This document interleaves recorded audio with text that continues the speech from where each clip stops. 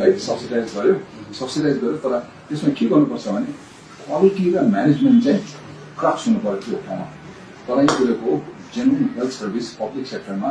असाध्यै खत्तम छ यहाँ हामीले एउटा यस्तो खालको मोडल हामीले क्रिएट गर्न सक्यौँ भने क्यापिटल इन्भेस्टमेन्ट हामीसँग भयो भने हामी क्वालिटी मेन्टेन गर्ने म्यानेजमेन्ट गर्नु सक्ने हिसाबले चल्नु सक्यो भने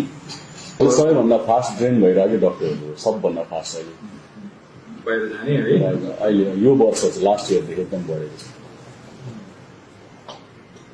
यस्तो विषय यही थर्ड वर्ल्ड कन्ट्रीकै मान्छेले पढ्ने हो नि त धनीको छोराले डक्टर पढ्दैन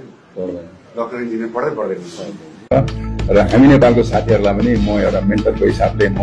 हुनु पाएकोमा म खुसी हुन्छु जस्तो लाग्छ त्यस्ता युथहरू मैले सयौं हजारौंलाई मैले सायद मेन्टर गरे होला if they carry my mentorship of a good purpose office हाम्रो डाक्टर सञ्जय गुरुङले दिनुभएको छ so we are in his office